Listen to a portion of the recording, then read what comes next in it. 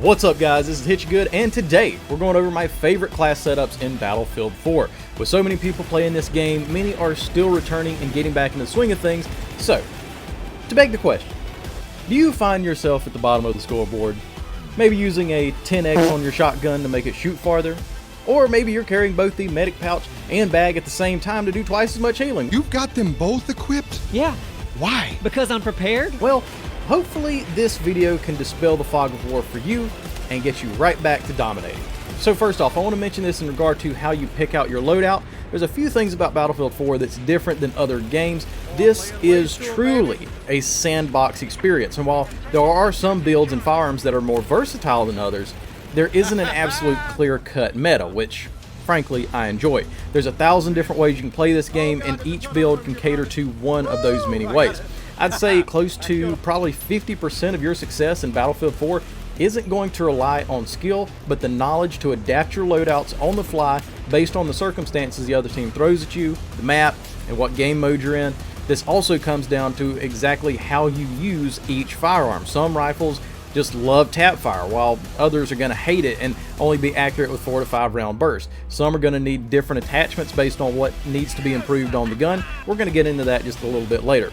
With that being said, these are my personal favorite loadouts that I use, so feel free to comment below and let me know your favorites, and don't forget to subscribe to support and help your favorite all-American freedom-loving gamer. That being me. Now first off, we have Assault. Now with this particular class, I've got 3 firearms that I regularly rotate through depending on what situation I'm in. In most other classes, I've got probably 1 or 2 go-to guns, but here I've got 3, so we're going to discuss them all. Starting off with, I have the M416. Probably what I would say would be the most versatile gun in the entire game. Of course, that's my opinion. I'm going to go over some quick attributes and strategies here, but for a more in-depth look, check the link in the description below for specific stats on this particular gun. The M416 is fantastic at a lot of different things. It can be used somewhat effectively at close and long ranges, but excels in that mid-range sweet spot. It doesn't have a ton of recoil, which is nice, and it has a lightning fast reload speed that keeps you in the action and pressing the advance, which is probably one of the reasons I really do like this. With this, I'm running the Coyote sight as it presents the least obstruction to my ADS vision of all the sights in the game, and is pretty effective for targeting those mid-range opponents. I'll say this here first and not repeat it for the rest of the video, but I almost never use a laser on my rifles. I just don't. The laser can easily be seen, it can give your location away, and it should be only used when aggressively rushing in CQB situations. Even then, you're still going to be easily picked out, as the laser is very visible when shining through a cloud of smoke. Now, I generally don't use these just because I find myself spawning in and turning them off far more than I actually utilize them, so most of the time I'm not running these. Now, because this firearm doesn't have a crazy amount of recoil, I'm going to be going with the heavy barrel. This is going to increase my recoil just a little bit, but it's also going to tighten up the spread on this firearm. It's going to allow me to be more accurate at those longer ranges, because in Battlefield 4, every time you fire a shot, the spread increases by just a little bit. This is especially helpful if you're on PC, considering that there really isn't much side-to-side recoil on this gun, and you can just pull straight down to control the weapon. I'm also opting for a stubby grip right here, and that's also going to tighten up the spread by about 15%, and that's going to make the weapon very accurate at medium ranges and decently capable at further ones. Every now and then I'll look out with a headshot and finish off a target, you know, at a pretty decent distance, but like I said, most of the time this is for those mid-range engagements. Now let's say I'm loading into a map that has reliably longer lines of sight, and I'm going to need a full auto weapon to reach out and touch somebody. For that, I'm going with the AUG A3. Now once again, a more in-depth review of this gun will be linked in the comments below. I use this platform for longer range engagements, but mostly just because it has the 3rd fastest muzzle velocity in the entire game, and the fastest muzzle velocity in the assault rifle category. That means that when you pull the trigger, that bullet is going to come out of that barrel quick, fast, and in a hurry, lending to you not having to lead your shots near as much to land a hit. The AUG is kind of a curious weapon, to be honest. Most of the games I play, this is more of a CQB weapon, but here it's a long-range weapon because it's a bullpup design, and you'd think it'd be more effective in CQB engagements. And while it does have the handling bonus offered to the bullpup platforms in the game, it simply doesn't have the DPS to out-damage most carbines and PDWs. You're going to get wasted by those if you're trying to engage them at close range. So Say for those longer distant maps, such as you see here, I can dominate on Golden Railway, playing Rush and similar game modes. And I did find that running the 1x hollow really does work well. I think it's really good for those medium to long range distances, and I think the reticle works just a little bit better than the Coyote or other similar sights. Oh my gosh. Likewise, I also use a heavy barrel on this and the stubby grip to tighten up that bullet spread at range as much as I can. This thing really is a beast, and I recommend you try it out. It's a lot of fun. And last, for those CQB maps like Locker and Metro, I have to go with, you guessed it, the try-hard sweat lord gun of the game, the AEK 971. This thing is an absolute beast. And once again, I do have a more in-depth review for this gun, especially linked below, because all you really need to know right now is that this thing freaking shreds. The time to kill is one of the fastest in the game, up close with a 31 bullets in the mag and a blazing fire rate of 900 rounds per minute. You can easily take down 2 or 3 enemies in just a few seconds. So for this, I am going to use the Cobra sight. The Cobra sight just really looks well. It's more aesthetically pleasing. It's a Russian sight, and I think it goes better with the Russian gun, and just has a different feel to it than the Coyote. On this one, I do deviate away from the heavy barrel, as the side-to-side recoil on this gun is what I'm going to have to control, and the compensator is going to do just that. Opting for the compensator helps reduce that side-to-side recoil, as well as the stubby grip to tighten up the spread and reduce the automatic fire penalty to help control that for sure. Because this thing can be all over the place at times. If you're at range, it's going to be hard to hit something that's on the other side of the room. But up close, this thing is an absolute monster. So that's for our primaries. As for secondaries, I gotta say, I absolutely love the Deagle. It's a 2-tap up close or just 1 shot to the head. Absolutely fantastic gun. You got to go through a little bit to unlock this thing.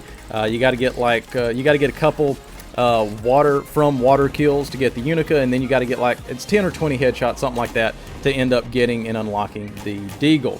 I run this on all of my loadouts, as it is perfect companion to the gameplay style that I decide to utilize, which involves a decent amount of flanking. I run the Delta sight on this gun, as the iron sights do obstruct it pretty well. There's a couple different ones that you can use. Ghost Ring's a little bit better than iron sights, but the Delta is the one of choice for me. And this is the only firearm that I'm going to use a laser sight on, because I'm actually going to be up in the action when I need to deploy this. As for the barrel attachment, this is where I like to make this weapon shine, because in Battlefield 4, positioning matters quite a lot. It matters a whole lot, actually. Catching our opponents unaware is the perfect way to build up a high KD or clear out an area for your team to push through. Also involved with this is the practice of taking out pesky snipers, mortar launching support players, and Battlefield 4's cockroach that never seems to die, the UCAV spammers. The suppressor right here ensures that I get to skirt behind enemy lines and take out as many players as possible before they're even notified of my presence. Overall, the Deagle might not be for everyone, but it saved my butt on numerous occasions, and the thing is just a hand cannon. Now, on to the gadgets. Now, I've never found a whole lot of use out of the grenade launchers in this game, but once again, it's really about how you play, and that's kind of my preference. You do have the ability to kit yourself out to be a noob tubing lunatic with the right field upgrade, and you can wreak havoc, but that's not exactly my style when I'm running assault. For me, I know I'm much more likely to get points running the med pouch or the med bag, because my friends getting shot is consistently more likely than me getting kills with the grenade launchers. I usually opt for the pouch so I don't have to stop to heal up or heal my teammates, but the bag is useful on those matches with bottlenecks like Locker, looking into the tunnels at the C flag, or on Metro behind the elevators. Now, it goes without saying that if there's anything more consistent than the chance my teammates will get shot, is that they're going to get clapped as well. So I also run defibrillators in my loadout, not just for points, but many don't realize the value in keeping a push alive. Not only does it do that, but with more people for the enemy to shoot, you're less likely to get shot yourself. So keep your guys on their feet. Of course, I'm running the frag on everything right here. I have used smoke on occasion to help cross streets when they're unavoidably locked down, or incendiary for maybe an area denial. The impacts and the minis, they really just don't have the firepower that I'm looking for. You get a lot of hit markers with these. And flares are pretty much just useless and annoying to both teams at the same time. So yeah, I run the M67 frags. Of course, you can't go wrong with C100 knife. As soon as you unlock that, you got to run it. You know, it's got that bipod, you got extra stability. So definitely running the C100 knife. So for the field upgrades, I'm using Combat Medic, and this is actually a pretty powerful field upgrade and something that I actually notice while I'm playing. A lot of field upgrades, you know, you level them up and a lot of times you don't even notice that you got them. But this one right here is fantastic. More medic bags at tier 1, 10% faster sprinting. Also not only lets me get to the point faster and set up a defensive position against my enemies, but there also makes me a little bit harder to hit. Level 3. Oh, this is just awesome. I love this, and it's probably my favorite because you just get to tap those paddles together and bam, you're reviving people in probably half the time as before, if not, it seems less. It says speed by 100%, but dang, it seems even faster than that. The level 4 medical unit one, that's easier, overlooked and hard to notice, but it definitely doesn't hurt. So moving on to Engineer, I do love the vehicle gameplay in Battlefield 4, and the Engineer class gives us a ton of options of how to dispense with and support vehicles on the battlefield. First off, I'm running the ACWR. This thing, while not very reliable at long ranges, is an absolute beast at those close to mid-range engagements. With a fire rate of 880 rounds per minute, this thing takes down enemies pretty dang fast, and you might find yourself outgunned by the AK or some of the PDWs in the game, but to run those, you're going to be giving up any kind of mid-range killing potential if you run those instead of the ACWR. Now, I've got the Coyote sights on here as well. I think it's a good complement to the gun, and for the ranges I'm looking at, I love having the target detector on here. This is an accessory that anytime I can run it, I definitely will. Because A, you don't have to spot people. B, it's incredibly useful for your team. And C, a lot of times it might spot an enemy that I don't even see. And D, if I do get into a skirmish and lose, at least my opponent has been spotted to alert the rest of my team to his whereabouts. Absolutely great accessory. Now, the side-to-side recoil on this gun isn't great, so we're going to be going with the compensator and cleaning up some of that spread with the stubby grip to help out the mid-range fights. And once again, you see here, our Deagle is the weapon of choice for our secondary. From here, you got a ton of choices on what to use for your gadget. Normally, I'm running a repair tool because I'm loading in either driving or gunning if I'm going to be in the Engineer class, and I'm also using the small launcher. That's a really solid choice here just to start off with. It's the damage isn't quite as much as the RPG, but it has a much flatter and faster trajectory, so you don't have to lead your shots near as much. You don't have to accommodate for the rocket dropping in the air. You can usually end up hitting targets a lot further away than the RPG. So if you're skilled enough and you like using the RPG, it's good. It does a little bit more damage and it reloads faster, but I usually find myself landing a lot more hits with the small. Past that, it's really just jumping into the match to see what the enemy throws at you. If you've got a helicopter that won't stop harassing your team, grab yourself a Stinger right here. It's a fire and forget missile, very easy to use, and then throw up an AA mine. They're probably in the central point of the map. There have been several times, you know, that I've had the AA mine will end up cleaning up a kill. So let's say I hit him with the Stinger and the AA mine takes him out, or vice versa. The AA mine will shoot him first and I can clean up the kill afterwards. Works pretty well. M15s are really useful as long as you place them in hard to see areas. In fact, that's how I got my kills from water challenge to get the Unica. I was swimming across Dragon Pass and then boom, triple kill, unlock the Unica, which was really, really useful. EOD bots are a little bit niche, but you can go on some pretty good runs with an unaware enemy that you know, doesn't notice you're there because nobody's looking down for the most part. So if you get in locker or you get a really accessible point in rush, you can arm the incoms. It's pretty useful, but like I said, niche as well. Ultimately, this is the class that you're going to end up changing the most. I can follow that up with a frags, C100 knife, and the anti-tank upgrade. Does a really good job if you're looking to take out tanks. Maximum inventory of AT mines and slams up to 6. You get more rockets, you get more deployed explosives. And for level 4, I wish this is level 1 because that's kind of important, but it decreases damage from explosions by 15%. This is what I normally run, but if I'm going to be a dedicated gunner, you definitely cannot pass up the mechanic field upgrade. You've got the fast repair, which is really good, and of course on the offense as well. If you're wanting to use the if you're wanting to sabotage the enemy tank, this is a lot better for that as well. This is better because the flak comes in a little bit sooner on level 2. You get decreased levels of suppression, which never really bothers me since I'm not firing a long ways off. And you got occupied vehicles slowly repairing nearby vehicles. That's nice, but not very noticeable. But for now, on to support. Now this is a class I don't run very often unless I'm just looking to kind of goof around with the gadgets or maybe try something different. Maybe I'm bored running Assault and Engineer, but it really can be useful in a dedicated squad of engineers and to your team in general. Now when this weapon first came out, I'm going to tell you, the RPK was hot garbage. It really was. But thanks to a couple patches, a couple updates, now it's just hot, which is pretty good, and that's why I use it.